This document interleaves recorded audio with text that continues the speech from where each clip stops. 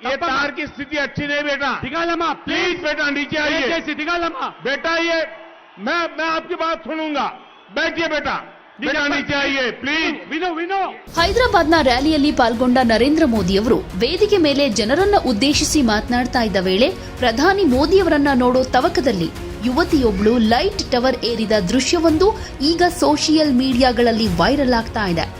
ರ್ಯಾಲಿಯಲ್ಲಿ ಭಾಗಿಯಾದ ಮೇಲೆ ವೇದಿಕೆಗೆ ಬಂದ ಪ್ರಧಾನಿ ಮೋದಿ ಸಹಸ್ರಾರು ಸಂಖ್ಯೆಯಲ್ಲಿ ಬಂದಿದ್ದ ಜನರನ್ನ ಉದ್ದೇಶಿಸಿ ಮಾತನಾಡ್ತಾ ಇದ್ರು. ಈ ಸಮಯದಲ್ಲಿ ಪ್ರಧಾನಿ ಅವರ ಗಮನವನ್ನ ಸೆಳೆಯುವುದಕ್ಕೆ ಮುಂದಾದ ಯುವತಿಯೊಬ್ಬಳು ಅಲ್ಲೇ ಇದ್ದ ಲೈಟ್ ಟವರ್ ಏರಿ ಮೋದಿಯವರನ್ನ ಕೈಬೀಸಿ ಕರೆದಿದ್ದಾಳೆ. ಪ್ರಧಾನಿ ಗಮನವನ್ನ ತನ್ನತ್ತ ಸೆಳೆಯೋ ಪ್ರಯತ್ನದಲ್ಲಿ ಯುವತಿ ಮುನ್ನೆಚ್ಚರಿಕೆ ವಹಿಸದೆ ಟವರ್ ಮೇಲಿರೋದನ್ನ ಗಮನಿಸಿದ ಮೋದಿ ಕೂಡಲೇ ಯುವತಿಯತ್ತ ನೋಡಿ, ಬೇಟಾ ದಯವಿಟ್ಟು ಕೆಳಗಿಳಿರಿ, ಇದು ಸರಿ ಇಲ್ಲ, ನಾವು ನಿಮ್ಮೊಂದಿಗಿದ್ದೀವಿ, ನಿಮ್ ಮಾತ್ ಕೇಳ್ತೀನಿ, ಈ ರೀತಿ ಮಾಡೋದ್ರಿಂದ ನಿಮ್ಗೆ ಪ್ರಯೋಜನ ಇಲ್ಲ, ನಾನು ನಿಮ್ಗಾಗಿ ಇಲ್ಲಿಗೆ ಬಂದಿದ್ದೀನಿ ಅಂತ ಮನವಿ ಮಾಡಿಕೊಂಡ್ರು. ಯುವತಿ ಲೈಟ್ ಟವರ್ ಏರಿದ ವಿಡಿಯೋ ಸದ್ಯ ಸೋಷಿಯಲ್ ಮೀಡಿಯಾದಲ್ಲಿ ಭಾರಿ ವೈರಲ್ ಆಗ್ತಿದೆ.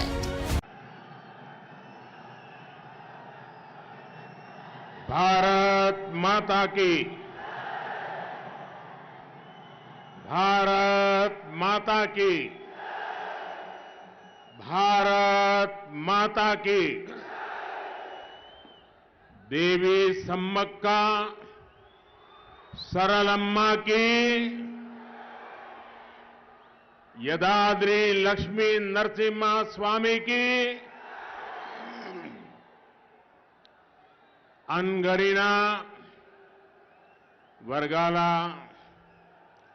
विश्वरूप महासभा की बच्चीनाना బంధువులకున శుభాకాంక్షలు.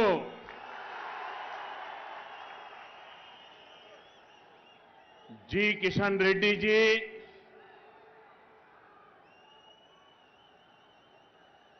मेरा छोटा भाई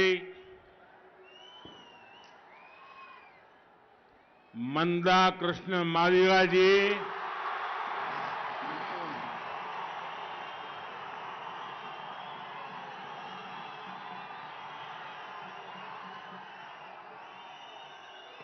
दूर दूर से आए मादिगा समुदाय के मेरे भाइयों और बहनों, अन्य सभी महानुभाव, देवी और सज्जनों,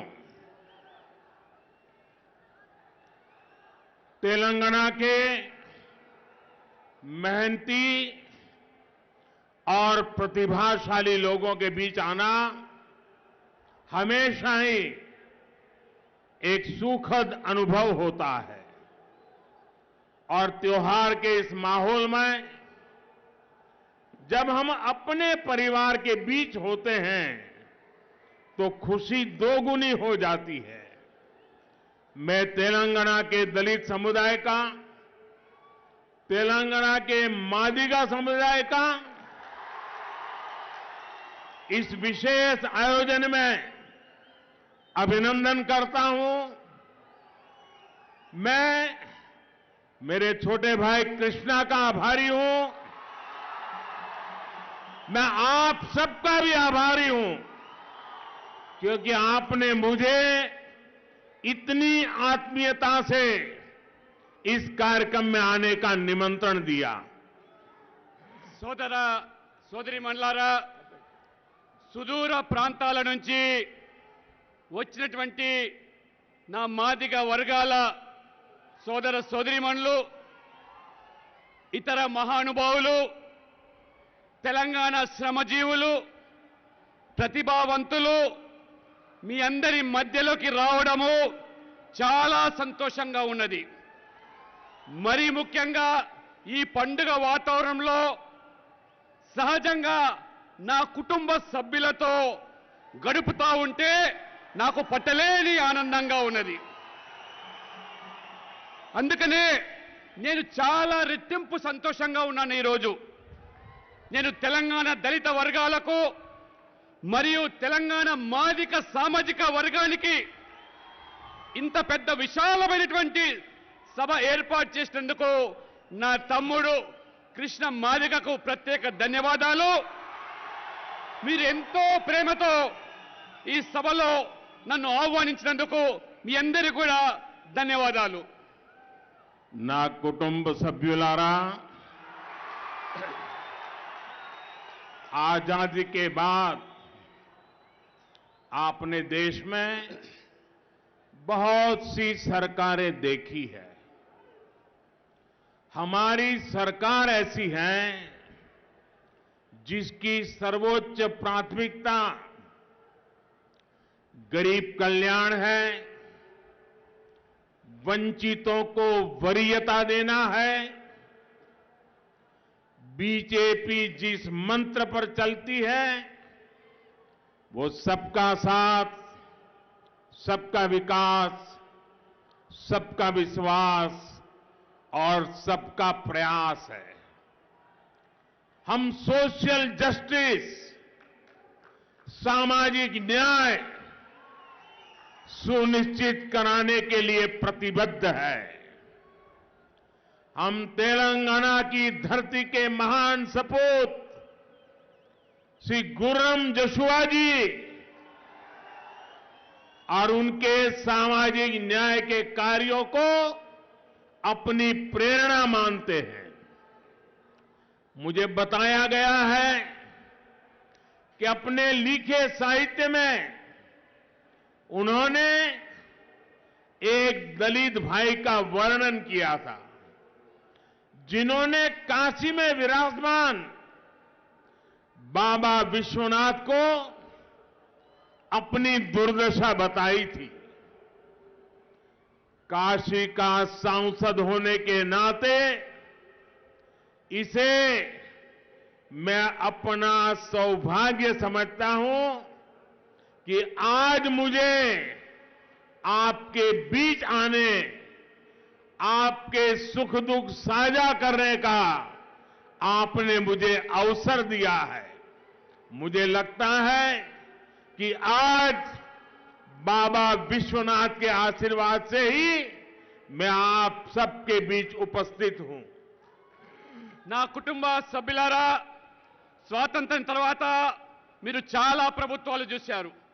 కానీ మా ప్రభుత్వము సబ్కా సాత్ సబ్కా వికాస్ అని నినాదం ఇచ్చినప్పుడు ఒక సామాజిక న్యాయం, అన్ని వర్గాలకు సామాజిక న్యాయం చేయాలనే తపనతో ఈరోజు ఈ ప్రభుత్వం కృషి చేస్తూ ఉన్నది, పనిచేస్తూ ఉన్నది. మన గొప్ప సాహితీవేత్త గుర్రం జాషువాను ఇవాళ ఒక ప్రేరణగా తీసుకుంటే, ఒక దళిత మేధావి కవిత, ఒక సాహిత్యకారుడు ఆనాడు తనకున్నటువంటి బాధలను, వ్యధను కాశీలో ఉన్నటువంటి ఆ బాబా విశ్వనాథ్కు మొరబెట్టుకుంటే, మరి ఈరోజు ఆ యొక్క బాబా యొక్క ఆశీర్వాదంతో వారణాసి పార్లమెంట్ సభ్యునిగా ఈరోజు నేను మీ ముందుకు రావడం అంటే ఆ బాబా ఆశీస్సులు. మరి ముఖ్యంగా ఈరోజు ఆ యొక్క జాషువాను ప్రేరణగా తీసుకొని ఏ సామాజిక న్యాయానికైతే ఈ ప్రభుత్వం కట్టుబడి ఉందో ఖచ్చితంగా ఆ దిశలో అడుగులు వేస్తూ ఉన్నాము. అందుకనే ఈరోజు మీ మధ్యలోకి నేను రావడం జరిగింది.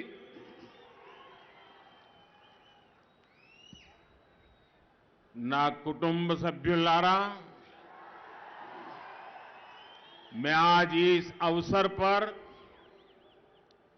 मादिगा समुदाय के अधिकारों की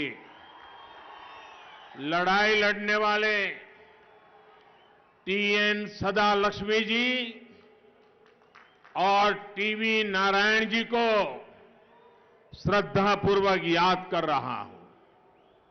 इन महान व्यक्तित्वों ने मादिगा समुदाय के हितों के लिए अपना जीवन खपाया है. मैं उन्हें नमन करता हूं.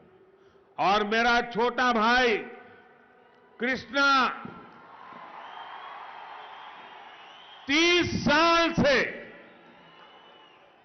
One life one mission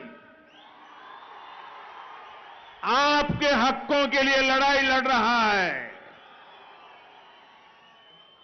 Krishna, आपको बहुत साथी मिले हैं लड़ने के लिए. आज एक साथी और जोड़ दो.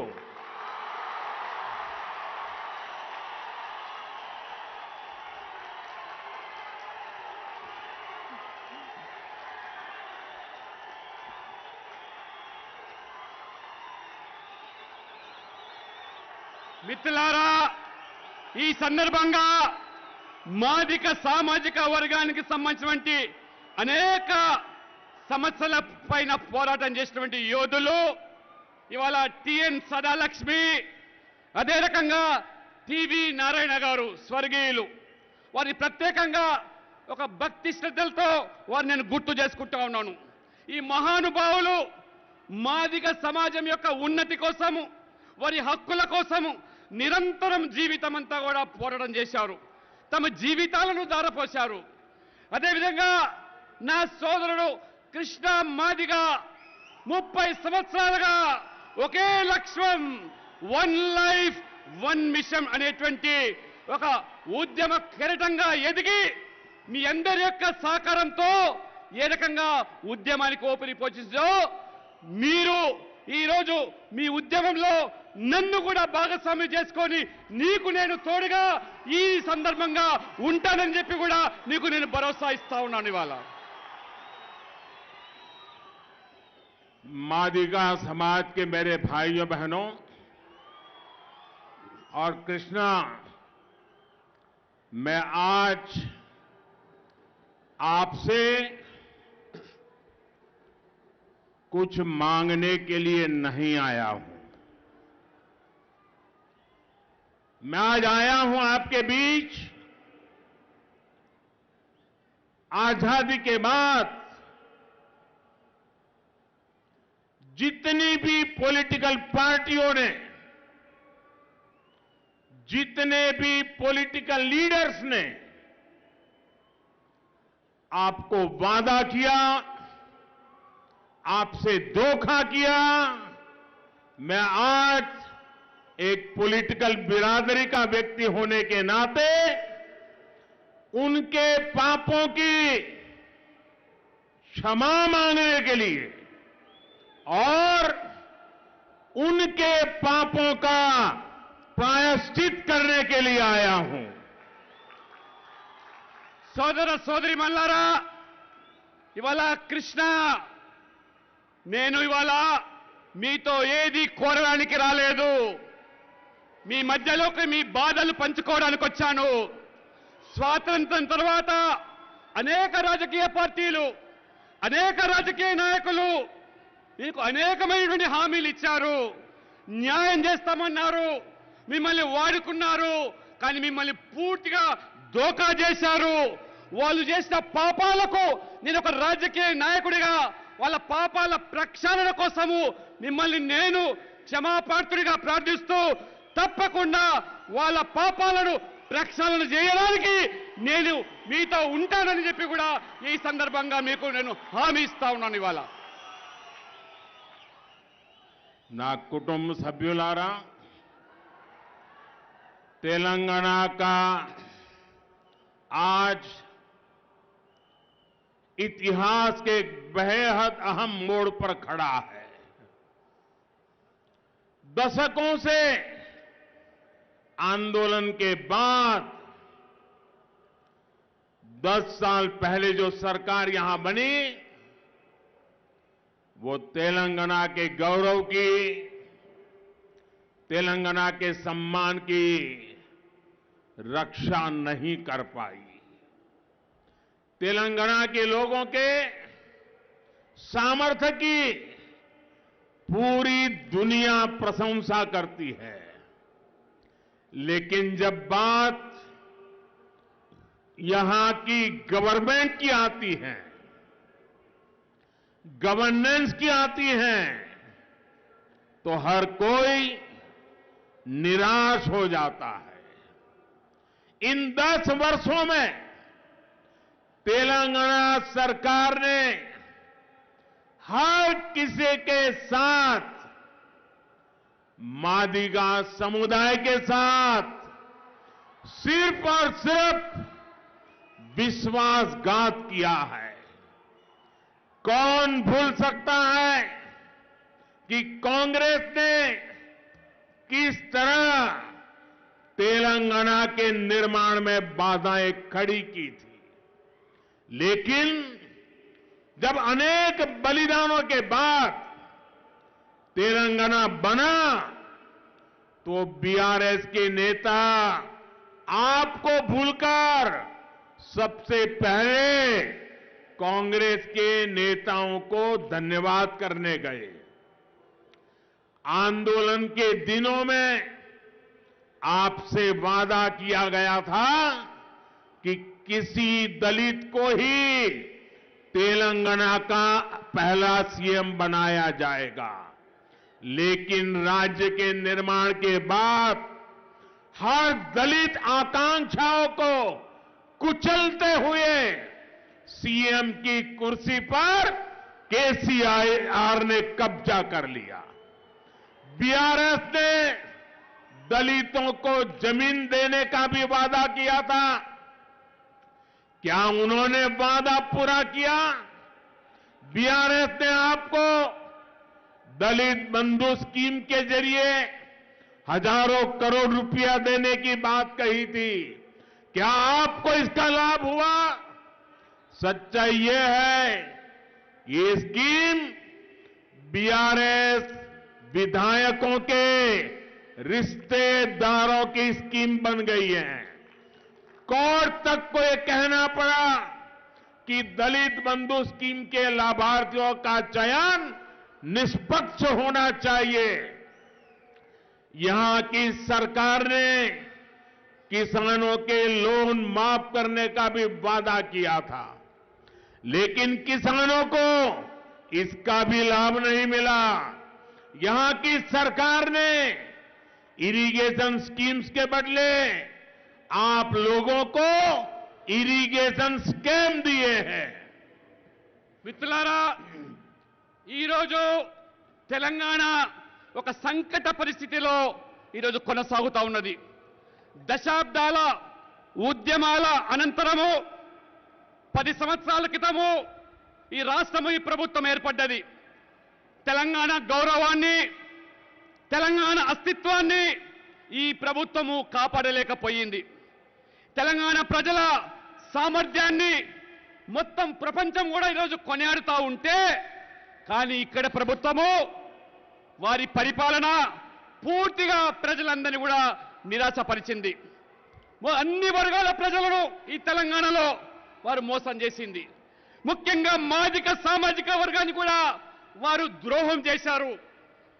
తెలంగాణ ఏర్పాటులో మరి కాంగ్రెస్ ఏ రకమైనటువంటి ఇబ్బందులను కల్పించిందో తెలంగాణ సమాజం మర్చిపోలేదు. కొన్ని వందల మంది బలిదానాల తర్వాత ఏర్పడ్డ ఈ రాష్ట్రము, కానీ ఈ బీఆర్ఎస్ నాయకులు రాష్ట్రం ఏర్పడిన తర్వాత మిమ్మల్ని అందరూ కూడా మర్చిపోయి కాంగ్రెస్ అధినాయకులను వారికి ధన్యవాదాలు చెప్పడానికి కుటుంబ సమేతంగా వారు పోయినారు. ఉద్యమ సమయంలో తెలంగాణ ఏర్పడితే కేసీఆర్ గారు ఏం చెప్పారు? మొదటి ముఖ్యమంత్రి దళితులను చేస్తా అని చెప్పాడు. కానీ ప్రభుత్వం ఏర్పడిన తర్వాత తానే దళిత యొక్క మరి కుర్చీని లాక్కొని ఆ యొక్క మరి దళితుల మీద ఆశల మీద నీళ్లు జల్లి ఆ సీఎం కుర్చీని కబ్జా చేసినటువంటి మహానుభావుడు. అంతేకాదు, బీఆర్ఎస్ దళితులకు 3 ఎకరాల భూమి ఇస్తా అన్నది, కానీ హామీ నిలబెట్టలేదు. అదే రకంగా బీఆర్ఎస్ మరి దళిత బంధువులు చెప్పింది, కానీ దళితులకు లాభం జరగలేదు.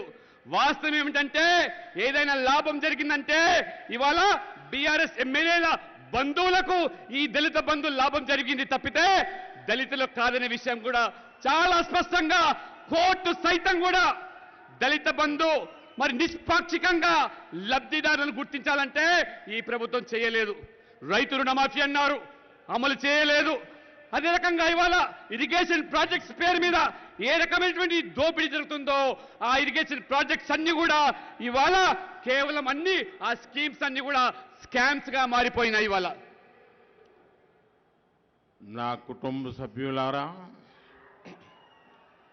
मैं मादिगा समुदाय के आप सभी भाई बहनों को ये स्पष्ट रूप से कहूंगा, आपको जितना बीआरएस से सतर्क रहना है उतना ही कांग्रेस से भी सावधान रहना है। बीआरएस दलित विरोधी है, और कांग्रेस भी उसमें जरा भी कम नहीं है। बीआरएस ने नए संविधान की मांग करके बाबा साहब आंबेडकर का अपमान किया, तो कांग्रेस का इतिहास भी कुछ ऐसा ही है। ये कांग्रेस ही है जिसने बाबा साहब का विरोध करके उन्हें 2 बार चुनाव जीतने नहीं दिया। कांग्रेस ने दशकों तक पुरानी संसद भवन के सेंट्रल हॉल में बाबा साहब की फोटो नहीं लगने दी। कांग्रेस की वजह से ही दशकों तक बाबा साहब को भारत रत्न तक नहीं दिया गया। सेंट्रल हॉल में बाबा साहब की तस्वीर हो या भारत रत्न, ये तब संभव हुआ जब केंद्र में बीजेपी के समर्थन से सरकार बनी। మిత్రులారా, ఈరోజు నా మాదిక సామాజిక వర్గానికి మీ అందరూ కూడా తెలియజేస్తా ఉన్నాను, మీరు బీఆర్ఎస్ పార్టీతో ఎంత జాగ్రత్తగా ఉండాలో అంతే జాగ్రత్తగా కాంగ్రెస్ పార్టీతో ఉండాలి. ఎందుకంటే బీఆర్ఎస్ దళిత విద్రోహి, కాంగ్రెస్ కూడా అంతే. బీఆర్ఎస్ కేసీఆర్ గారు కొత్త రాజ్యాంగాన్ని రచిస్తానని చెప్పి డాక్టర్ బాబాసాహెబ్ అంబేద్కర్ను అవమానపరిచారు. కాంగ్రెస్ చరిత్ర కూడా అంతే. కాంగ్రెస్ 2 పర్యాయాలు డాక్టర్ బాబాసాహెబ్ అంబేద్కర్ గారు ఎన్నికల్లో పోటీ చేస్తే అంబేద్కర్ గారిని వ్యతిరేకించి ఓడించిన పార్టీ ఇది కాంగ్రెస్ పార్టీ. అంతేకాదు దశాబ్దాలుగా కాంగ్రెస్ పార్టీ వారు అధికారంలో ఉన్నప్పటికీ పార్లమెంటులో పాత భవనంలో సెంట్రల్ హాల్లో బాబాసాహెబ్ అంబేద్కర్ యొక్క చిత్రపటాన్ని వారు పెట్టనివ్వలేదు. కాంగ్రెస్ వల్లనే బిఆర్ అంబేద్కర్ గారికి భారత రత్న కూడా ఇవ్వలేకపోయారు. కానీ భారతీయ జనతా పార్టీ హయాంలోనే పార్లమెంట్ సెంట్రల్ హాల్లో బిఆర్ అంబేద్కర్ ఫోటో మరియు భారత రత్న మరి ఇవ్వడం జరిగింది. అంతేకాదు ఈ రకంగా బాబాసాహెబ్ అంబేద్కర్ గారిని ఏ రకంగా భారతీయ జనతా పార్టీ ప్రభుత్వం ఇవాళ గౌరవించిందో ఒక్కసారి మీకు తెలియజేస్తా ఉన్నాను. ना कुटुंब सभ्युलारा,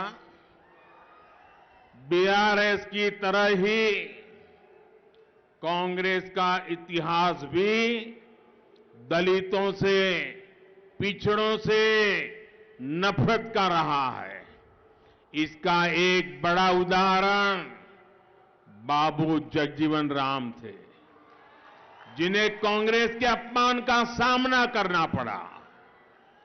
जब बीजेपी ने रामनाथ कोविंद जी को राष्ट्रपति का उम्मीदवार बनाया तो कांग्रेस ने उन्हें हराने के लिए पूरी ताकत लगा दी.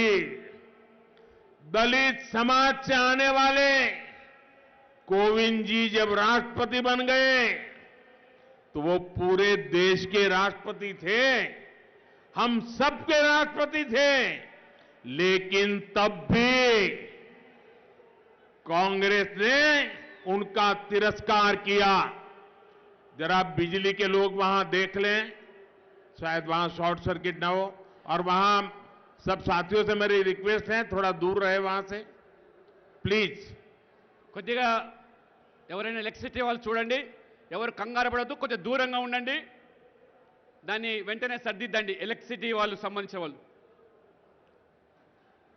जब बीजेपी ने एक महिला को भारत का पहला आदिवासी राष्ट्रपति बनाने का प्रस्ताव रखा तो कांग्रेस ने द्रौपदी मुर्मू जी का भी विरोध किया.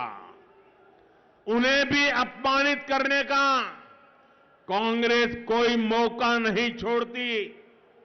साथियों, राजस्थान में जन्मे हुए और राजस्थान से आकर तेलंगाना को अपनी कर्मभूमि बनाने वाले दलित सरकारी अफसर हीरालाल सामरिया को कुछ दिन पहले ही चीफ इंफॉर्मेशन कमिश्नर बनाया गया। पहला दलित अफसर जो देश का पहला चीफ इंफॉर्मेशन कमिश्नर बना। कांग्रेस नहीं चाहती थी कि एक दलित अफसर इतना बड़ा दायित्व संभाले, इसलिए जिस बैठक में ये अहम निर्णय लिया गया, कांग्रेस ने उसका भी बहिष्कार किया। उनका शपथ समारोह हुआ, उसका भी बहिष्कार किया। మిత్రులారా, బీఆర్ఎస్ మాదిరిగానే కాంగ్రెస్ పార్టీ దళితులను బీసీలను వ్యతిరేకించడమే కాదు, ఆ మహానుభావుడు బాబు జగజీవన్ రామ్ గారిని ఏ రకంగా రాజకీయంగా అణిచివేసిందో, ఏ రకంగా కాంగ్రెస్ కక్ష కట్టిందో మొత్తం ఈరోజు దళిత సమాజమే కాదు అందరూ కూడా గమనించారు.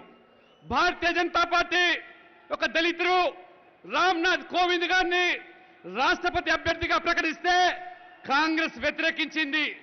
చివరికి రామ్నాథ్ కోవింద్ రాష్ట్రపతిగా బాధ్యతలు చేపట్టిన తర్వాత వారిని రాష్ట్రపతిగా గౌరవించకపోవడము, గుర్తించకపోవడము దళిత సమాజాన్ని అవమానపరిచినటువంటి కాంగ్రెస్ పార్టీ. అంతేకాదు బీజేపీ ఒక ఆదివాసీ మహిళను మొదటి రాష్ట్రపతి చేస్తే కాంగ్రెస్ వ్యతిరేకించింది. కాంగ్రెస్ ఓడించేటువంటి ప్రయత్నాలు చేసింది. వారిని కూడా ఈరోజు రాష్ట్రపతిగా గౌరవించకుండా అవమానపరుస్తా ఉన్నది. మిత్రులారా, రాజస్థాన్లో పుట్టినటువంటి ఒక తెలంగాణను కర్మభూమిగా భావించినటువంటి ఒక దళిత ఆఫీసర్ అయినటువంటి హీరాలాల్ సమరేను ఒక కొద్ది రోజుల క్రితమే చీఫ్ ఇన్ఫర్మేషన్ కమిషనర్ గా అత్యంత ఉన్నత పదవిని ఒక దళిత ఆఫీసర్ కు, మొదటి దళిత ఆఫీసర్ కు కట్టబెట్టే ప్రయత్నం బీజేపీ ప్రభుత్వం చేస్తే కాంగ్రెస్ ఇష్టపడలేదు. ఇష్టపడకపోవడమే కాకుండా ఆ సమావేశాన్ని బహిష్కరించింది. చివరికి వారు ప్రమాణ స్వీకారాన్ని కూడా కాంగ్రెస్ పార్టీ బహిష్కరించిందంటే దళితుల పట్ల ఈ కాంగ్రెస్ యొక్క వ్యవహారం ఏ విధంగా ఉందో ఒక్కసారి మీరు ఆలోచన చేయండి. ना कुटुंब सभ्युलारा, कांग्रेस ने इन दिनों जिस इंडी अलायंस का छाता खोल रखा है, उसमें बिहार के मुख्यमंत्री जो आजकल जातिवाद राजनीति का झंडा लेकर घूमते हैं, मुझे याद है उन्होंने मेरे करीबी दोस्त और दलित नेता रामविलास पासवान जी का लगातार अपमान किया था।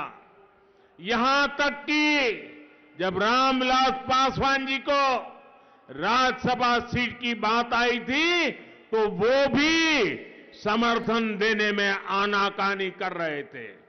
मैंने रामविलास पासवान जी के बेटे चिराग पासवान में इस दुख को हमेशा महसूस किया है। अभी हमने 2 दिन पहले ही देखा है कि बिहार के 19 सीएम ने विधानसभा में सदन के फ्लोर पर एक और दलित नेता का, वहां के पूर्व मुख्यमंत्री, पूर्व सीएम का अपमान किया है। वहां के पूर्व सीएम जीतन राम मांझी, जो दलितों में भी अति दलित है, जिन्होंने अपने जीवन में बहुत ही संघर्ष किया है, उनको बिहार के सीएम ने बड़े सदन में बुरी तरह अपमानित किया। बहुत ही निर्लज्जता के साथ जीतन बाबू को ये जताने की कोशिश की गई कि वो सीएम पद के योग्य नहीं थे। ये अहंकार की भावना, दलितों का अपमान करने की भावना कांग्रेस और उसके सहयोगियों की पहचान है। నా కుటుంబ సభ్యులారా, కాంగ్రెస్ పార్టీ ఈ రోజుల్లో ఈ మధ్యలో ఇండి అలయన్స్ అనే ఒక కూటమిని ఏర్పాటు చేశారు. ఆ కూటమిలో ఇవాళ నితీష్ భాగస్వామి బీహార్ ముఖ్యమంత్రిగా ఏ కులతత్వ రాజకీయాలు నడుపుతున్నాడో వారు ఈ మధ్యలో నా మిత్రుడు మరి ముఖ్యంగా రామ్ విలాస్ పాస్వాన్ ఏదైతే ఉన్నారో ఒక దళిత నాయకుడు అనేక పర్యాయాలు వారిని అవమానించడమే కాకుండా వారికి రాజ్యసభ సీటు ఇచ్చే పరిస్థితిలో మేము పాస్వాన్ గారిని సమర్థిస్తే ఇదే నితీష్ కుమార్ గారు వారిని పూర్తిగా వ్యతిరేకించారు. నేను ఈ మధ్యలో వారి కొడుకు చిరాగ్ పాస్వాన్ బాధను గమనించాను. ఏ రకంగా వారు బాధపడ్డారో తన తండ్రిని రాజ్యసభ సభ్యునిగా కాకుండా చేసినటువంటి బీహార్ ముఖ్యమంత్రి నితీష్ కుమార్ గారు. అంతేకాదు ఈ 2 రోజుల క్రితమే బీహార్ అసెంబ్లీలో మరి ముఖ్యమంత్రి నితీష్ కుమార్ గారు ఒక దళిత నాయకుడిని ఏ రకంగా అవమానించారో మొత్తం సమాజం గమనించింది. జితిన్ రామ్ మాంఝీ అనేటువంటి దళిత నాయకుడు, దళితుల్లో కూడా అత్యంత వెనుకబడ్డ సమాజానికి సంబంధించినటువంటి ఈ యొక్క జితిన్ బాబు మరి ఆ యొక్క అసెంబ్లీలో నితీష్ కుమార్ గారు నిస్సిగ్గుగా వారి మీద ఏ రకమైనటువంటి అవమానం చేయడమే కాకుండా వారు గతంలో ముఖ్యమంత్రిగా పనిచేశారు ఈ జితిన్ బాబు గారు. కాను వారు ముఖ్యమంత్రికి అర్హులు కాదని చెప్పి ఏక అహంకారపూరితంగా వారిని అవమానపరిచారో ఇది వారికి అలవాటు. ఇవాళ నితీష్ కుమార్కే కాదు, కాంగ్రెస్ పార్టీ వారి విపక్షాల్లో ఉన్నటువంటి కూటమి సభ్యులందరూ కూడా దళితులంటే చిన్న చూపు, వారికి దళితులంటే ఇంత వారి పట్ల ఈ యొక్క చులకన భావన అనేది ఈరోజు స్పష్టంగా మనమందరం గమనిస్తూ ఉన్నాము. నా కుటుంబ సభ్యులారా, भ्रष्टाचार के मामले में भी कांग्रेस और बीआरएस एक दूसरे से अलग नहीं है. भारत में सामान्य तौर पर अलग अलग राज्य विकास योजनाओं के लिए दूसरे राज्यों के साथ कोऑपरेशन करते हैं, लेकिन बीआरएस की सरकार ने दिल्ली की आम आदमी पार्टी के साथ मिलकर हजारों करोड़ रुपयों का शराब घोटाला कर दिया. ये लोग काम में नहीं, करप्शन में कोऑपरेशन करते हैं. और मैं तेलंगाना के लोगों को ये स्पष्ट तस्वीर भी देखने को कहूंगा. दिल्ली में कांग्रेस की कट्टर सहयोगी आम आदमी पार्टी के साथ मिलकर तेलंगाना की बीआरएस पार्टी कट्टर भ्रष्टाचार करती है और फिर यहां वही बीआरएस कांग्रेस के खिलाफ लड़ने का ड्रामा कर रही है. तेलंगाना के लोगों को इस दोहरेपन से भी बहुत सावधान रहना है. మిత్రులారా, కాంగ్రెస్ బీఆర్ఎస్ అంటే అవినీతికి ఆలవాలు. ఇవాళ ఈ 2 పార్టీలు అవినీతిలో వేరు కాదు. ముఖ్యంగా ఈ సామాన్యంగా దేశంలో ఉన్నటువంటి రాష్ట్రాల్లో ఒక ప్రభుత్వం ఇంకొక రాష్ట్ర ప్రభుత్వంతో అనేక ప్రజాహిత కార్యక్రమాల్లో పథకాల్లో ఒకరిని ఒకరు సహకరించుకుంటూ ఉంటారు. కానీ ఇవాళ మనం చూస్తూ ఉంటే ఏ రకంగా ఇవాళ బీఆర్ఎస్ పార్టీ ఢిల్లీలో ఉన్నటువంటి ఆమ్ ఆద్మీ పార్టీతో కలిసి వేల కోట్ల కుంభకోణము, మద్యం కుంభకోణంలో కలిసి ఒకరొకరు సహకరించుకుంటున్నారో ఈరోజు మనం చూస్తున్నాము. సాధారణంగా ఏదైనా మంచి పని కోసము 2 ప్రభుత్వాలు సహకరిస్తుంటాయి, కానీ ఇవాళ అవినీతిలో సహకరించేటువంటి పార్టీలు Aam Aadmi party, BRS party. కానీ తెలంగాణ ప్రజలకు నేను స్పష్టం చేస్తా ఉన్నాను, ఢిల్లీలో ఈ కాంగ్రెస్ పార్టీ అత్యంత మిత్రులు ఆమ్ ఆద్మీ పార్టీ. అటువంటి ఆమ్ ఆద్మీ పార్టీకి పూర్తిగా కాంగ్రెస్ మద్దతు తెలుపుతా ఉంటే ఇవాళ ఆమ్ ఆద్మీ పార్టీతో ఉన్నటువంటి బీఆర్ఎస్ కలిసి అవినీతికి పాల్పడుతూ ఉంటే ఇక్కడ మాత్రం తెలంగాణలో బీఆర్ఎస్ కాంగ్రెస్ ఒకరికొకరు పోటీ పడుతున్నట్టుగా, ఒకరికొకరు ఈ రకంగా ఓట్లాడుకుంటున్నట్టుగా డ్రామా చేస్తూ ఉన్నారు, నటిస్తున్నారు. కాబట్టి తెలంగాణ ప్రజలు వీరి అవకాశవాద రాజకీయం పట్ల అప్రమత్తంగా ఉండండి, జాగ్రత్తగా ఉండండి. నా కుటుంబ సభ్యులారా, कांग्रेस और बीआरएस दोनों मिले हुए हैं, वो पर्दे के पीछे उनके खेल अलग है। कांग्रेस और बीआरएस एक तरफ है और दूसरी तरफ भारतीय जनता पार्टी है। उनमें राज करने की मानसिकता है, बीजेपी में सेवा करने का संकल्प है। हमने एससी और एसटी लोगों पर अत्याचार से जुड़े कानूनों को और सख्त किया। हमने ये सुनिश्चित किया कि गरीबों को बैंक अकाउंट, गरीबों को टॉयलेट्स की व्यवस्था, गरीबों को गैस का कनेक्शन, गरीबों को बैंक से लोन, गरीबों के लिए पक्के घर, गरीबों को किसी चीज की दिक्कत ना हो। और इन सारी योजनाओं में एससी, एसटी, ओबीसी समाज के लोगों को सबसे अधिक लाभ दिया गया। మిత్రులారా, ఈరోజు కాంగ్రెస్ బీఆర్ఎస్ ఈ ఎన్నికల్లో ఒకవైపు ఉండి పోటీ చేస్తూ ఉంటే బీజేపీ మరొక వైపు పోటీ చేస్తూ ఉన్నది. ఇవాళ కాంగ్రెస్ బీఆర్ఎస్ రెండు పార్టీలు అధికారాన్ని అనుభవించడానికి ఈ ఎన్నికల్లో పోటీ చేస్తూ ఉన్నారు. భారతీయ జనతా పార్టీ మాత్రము సేవా భావనతోని సేవ కోసమే ఎన్నికల్లో పోటీ చేస్తూ ఉన్నాము. ఇవాళ మేము ఎస్సీ ఎస్టీ ఏదైతే అట్రాసిటీస్ యాక్ట్ ఉన్నదో ఈ యొక్క చట్టాన్ని పకడ్బందీగా చేసి మరి ఏ రకంగా ఆ యొక్క ఎవరైతే కారకులు ఉన్నారో కఠినమైనటువంటి శిక్షలు అనుభవించే విధంగా చట్టాన్ని మార్చి ఇవాళ ఎస్సీ ఎస్టీల పక్షాన నిలబడ్డాము. అంతేకాదు ఇవాళ మేము పేద వర్గాల కోసం వాళ్ళ బ్యాంక్ ఖాతాలు తెరిపించాము, వారికి టాయిలెట్స్ కట్టించాము, గ్యాస్ సిలిండర్స్ వాళ్ళకు అందించాము, బ్యాంక్ లోన్లు ఇప్పించాము. అవన్నీ కూడా ఇవాళ వాళ్లకు బ్యాంక్ ద్వారా అందుబాటులో తెచ్చామంటే ఈ పథకాల్లో అత్యధిక సంఖ్యలో ఎస్సీ ఎస్టీ ఓబీసీ వర్గాలు మాత్రమే అత్యధిక లబ్ధిదారులు. అంతేకాకుండా అనేక పథకాల్లో కూడా ఈరోజు పారదర్శకత వ్యవహరిస్తున్నది మా ప్రభుత్వము. నా కుటుంబ సభ్యులారా, आज स्टैंड अप इंडिया जैसी स्कीम्स एससी एसटी को करोड़ों रुपयों का लोन देकर एंटरप्रेन्योर बना रही है। मुद्रा लोन का सबसे अधिक लाभ एससी, एसटी और ओबीसी समुदाय के मेरे भाई और बहनों को ही हुआ है। पीएम आवास योजना के तहत करोड़ों घर अनुसूचित जाति और अनुसूचित जनजाति के वो आवंटित किए गए हैं।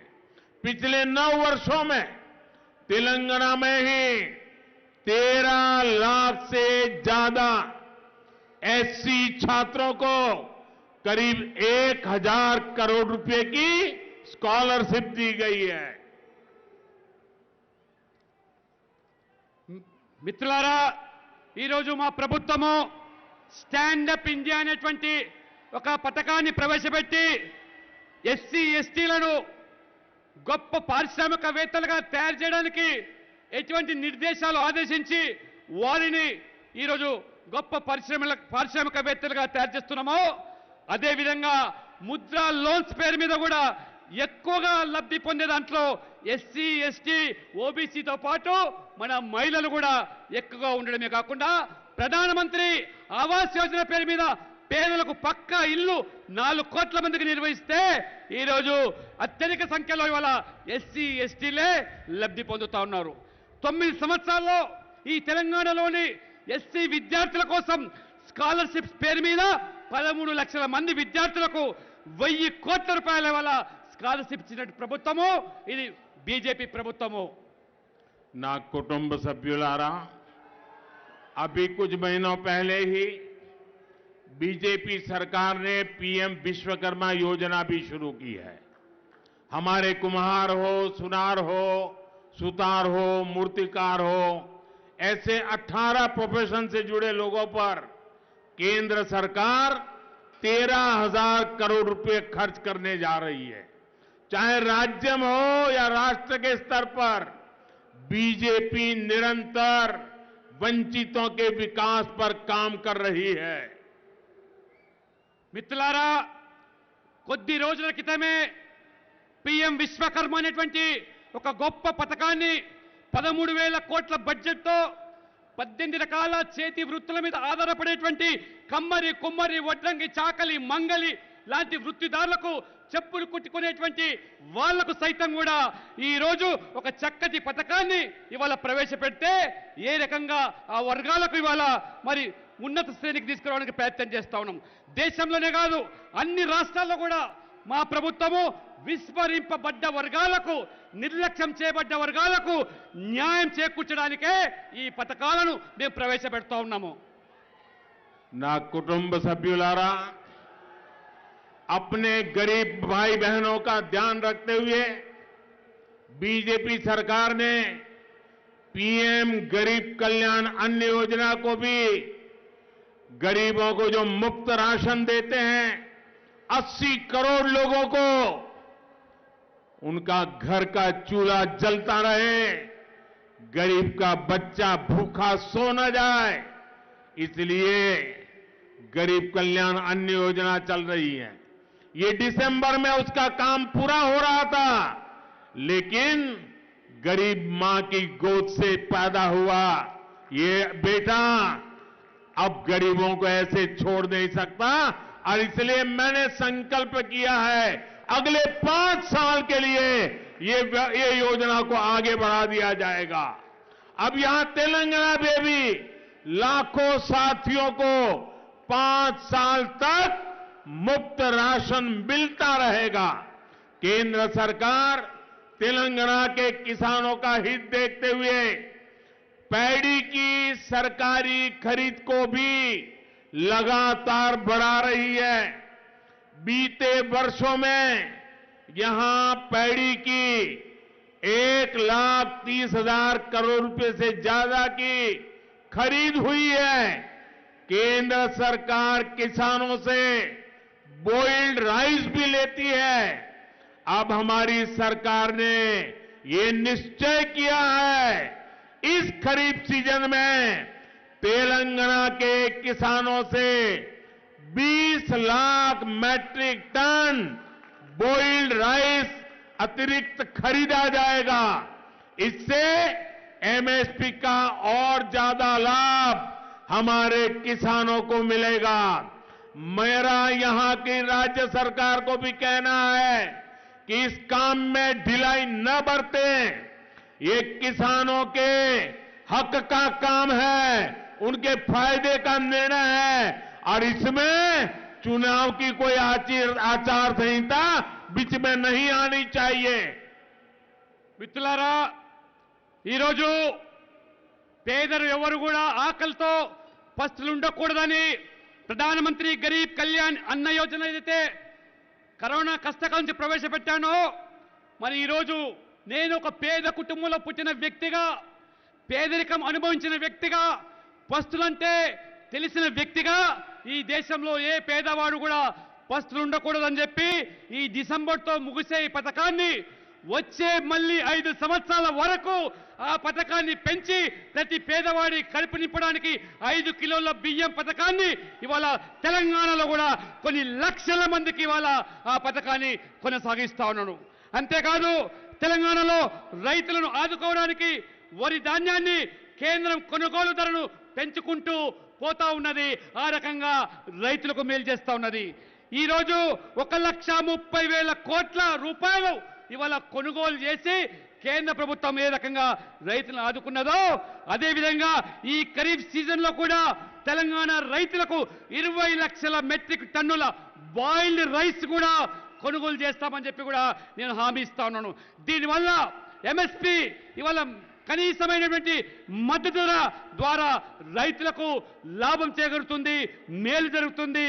నేను విన్నపం చేస్తున్నాను, ఈ రాష్ట్ర ప్రభుత్వానికి రైతులకు అన్యాయం చేయొద్దు, జాప్యం చేయొద్దు, సహకరించండి, వారిని ఆదుకోవండి, రైతులకు మేలు చేయండి అని చెప్పి ఈ రాష్ట్ర ప్రభుత్వాన్ని నేను కోరుతా ఉన్నాను. నా కుటుంబ సభ్యులారా, तेलंगाना की इस विकास यात्रा में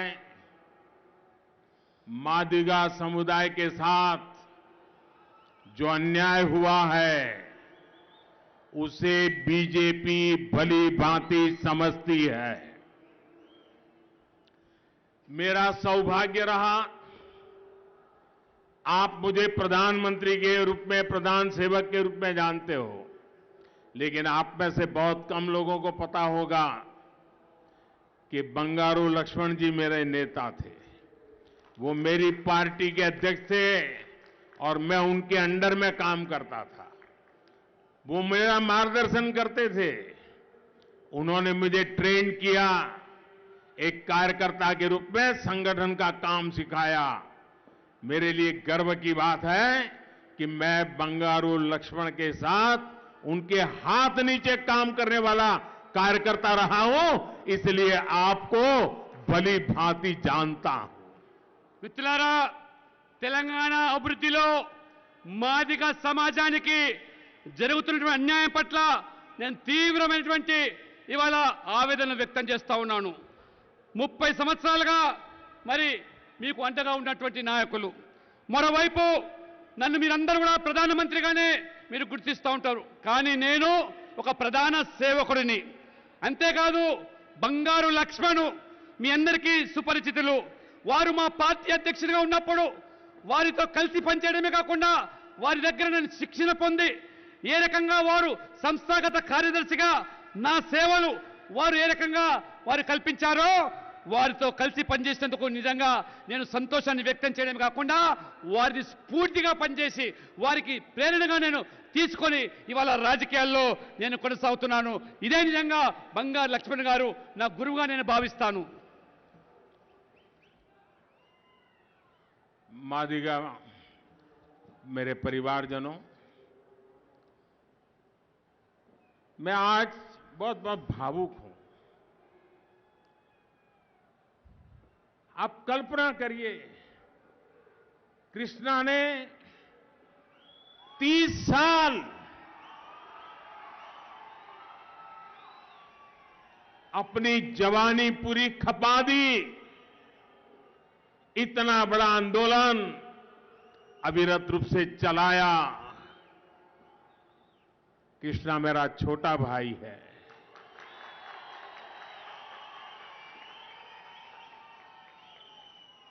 भारतीय जनता पार्टी में जैसे बंगारू लक्ष्मण के नेतृत्व में मुझे काम करने का सौभाग्य मिला, वैसा ही मैं आज इतने बड़े समाज के साथ खड़े होकर के कहना चाहता हूं कि अब मुझे, कृष्णा भले मेरा छोटा भाई है, लेकिन उसके नेतृत्व में आपके लिए काम करने का सौभाग्य मिला है।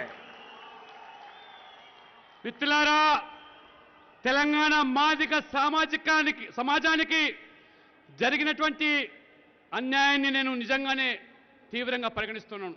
కానీ ఇవాళ ఉద్వేగభరితమైనటువంటి సన్నివేశాన్ని నేను ఇవాళ చూస్తా ఉన్నాను.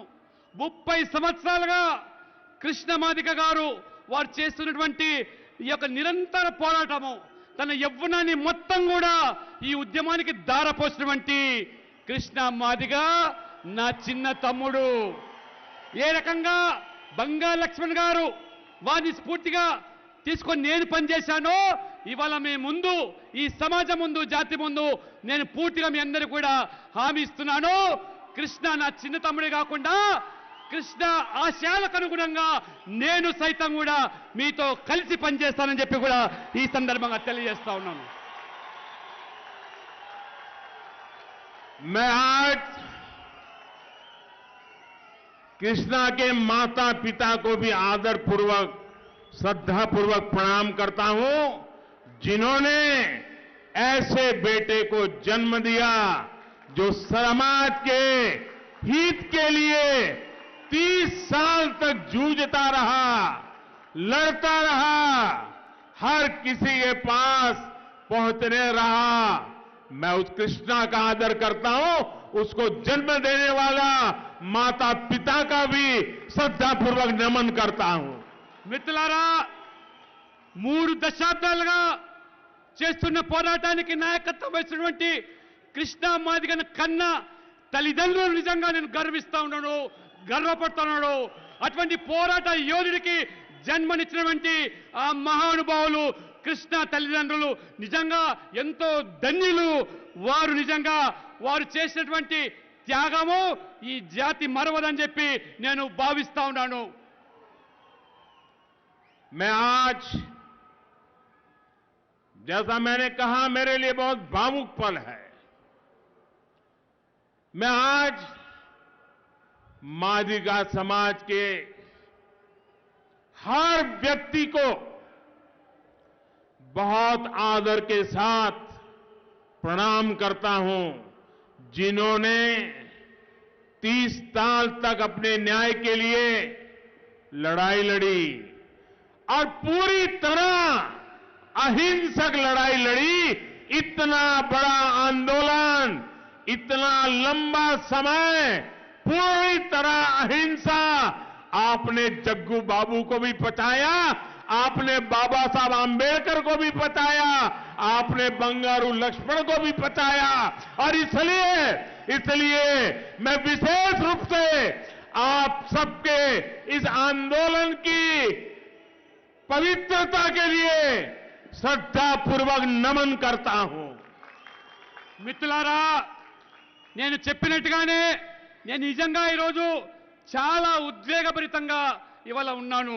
ఎందుకంటే 30 సంవత్సరాల నిరంతరమైనటువంటి పోరాటానికి ఈ మాదిగ జాతి ప్రతి బిడ్డ, ప్రతి వ్యక్తి ఏ రకంగా పోరాటం చేశారో కృష్ణ మాదిగను స్ఫూర్తిగా తీసుకొని హింసకు తావు లేకుండా శాంతియుతంగా ఉద్యమాన్ని కొనసాగించి బాబు జగజ్జీవన్ రామ్, డాక్టర్ బాబాసాహెబ్ అంబేద్కర్ ఇలాంటి మహానుభావులు, బంగారు లక్ష్మణ్ సైతం కూడా మీరందరూ కూడా ప్రేరణగా తీసుకొని మీకు జరుగుతున్నటువంటి అన్యాయాన్ని ఏ రకంగా సభ్య సమాజానికి చాటి చెప్పారో నేను సైతం కూడా ఖచ్చితంగా మీ యొక్క ఉద్యమాన్ని ఇవాళ గుర్తించాను, గౌరవిస్తా ఉన్నాను. ఇవాళ भारतीय जनता पार्टी पिछले 3 दशक से हर संघर्ष में आपके साथ खड़ी रही है. हम जल्द से जल्द इस अन्याय का अंत करने के लिए प्रतिबद्ध हैं. मैं जानता हूं कि यहां पर ऐसे कई लोग हैं जिन्होंने अपने अधिकारों के लिए लंबे समय तक संघर्ष किया है. ये हमारा वादा है कि हम जल्द ही एक कमेटी का गठन करेंगे जो आपके सशक्तिकरण के हर रास्ते को अपनाएगी. हम और आप ये भी जानते हैं कि एक बड़ी न्यायिक प्रक्रिया सुप्रीम कोर्ट में भी चल रही है. आपकी इस लड़ाई को हम न्याय की लड़ाई मानते हैं.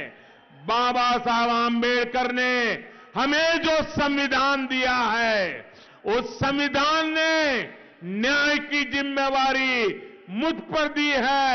हम उस न्याय को सुनिश्चित करा करके ही रहेंगे. अदालत में भी आपको न्याय मिले, ये भारत सरकार की सर्वोच्च प्राथमिकता है. पूरी मजबूती के साथ भारत सरकार न्याय के पक्ष में आपके साथी बनकर के खड़ी रहेगी. మిత్రులారా, మీకు జరుగుతున్నటువంటి అన్యాయానికి త్వరలోనే ముగింపు పలకడానికి మేము కట్టుబడి ఉన్నాము. మీ హక్కుల కోసం చేసే పోరాటాన్ని, మీ బాధను మేము గుర్తించాము. నాకు పూర్తి అవగాహన ఉంది. ఇక్కడ అనేక మంది మీ హక్కుల సాధన కోసం. बेटी आप नीचे आओ. बेटा नीचे आओ. बेटा नीचे आओ. देखिए बेटा, मेरा मां కిందదిగా మా దయచేసి बेटा ये बेटा ये तार इसका बिगड़ा हुआ है बेटा. हम आपके साथ है बेटा. प्लीज కింద దిగాలి దయచేసి. आप नीचे आइए बेटा. ప్లీజ్ बेटा आप नीचे आइए. देखिए बेटा, ये वैसे भी ये तार की स्थिति अच्छी नहीं बेटा, దిగాలమ్మా प्लीज ప్లీజ్ बेटा नीचे आइए। దయచేసి దిగాలమ్మా बेटा ये मैं आपकी बात सुनूंगा, बैठिए बेटा, बेटा नीचे आइए प्लीज। విను విను ये वहां पर शॉर्ट सर्किट है, बेटा नीचे आइए। नहीं बेटा ये ठीक नहीं है వినాలి बेटा, ये यहां इससे ऐसा करने से लाभ नहीं होगा। मैं यहां आपके लिए आया हूं। మీకోసం వచ్చాను Please. దయచేసి ప్లీజ్ మీకోసం నేను ఉన్నాను आप ఇదంతా कृष्णा जी చేయకూడదు. की बात मानिए बेटा, आप कृष्णा जी की बात मानिए, आप कृष्णा जी की बात मानिए बेटा। थैंक यू बेटा, थैंक यू बेटा। Thank you thank you thank you దయచేసి వినండి, మరొకసారి చెప్తున్నాను వినండి.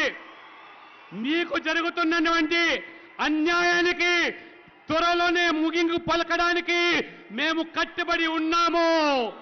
మీ హక్కుల సాధన కోసము, మీ పోరాటం కోసము 30 సంవత్సరాలుగా భారతీయ జనతా పార్టీ ఏ రకంగా మీకు అండగా ఉన్నదో, మీతో కలిసి పోరాటంలో భాగస్వామైందో నాకు పూర్తి అవగాహన ఉన్నది.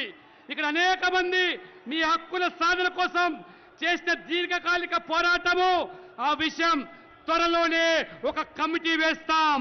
మిమ్మల్ని ఆ కమిటీ ద్వారా మిమ్మల్ని సంఘటితపరచడానికి ఒక కొత్త మార్గాన్ని ఏర్పరుస్తాం. మీకు మరియు మాకు పూర్తి అవగాహన ఉంది.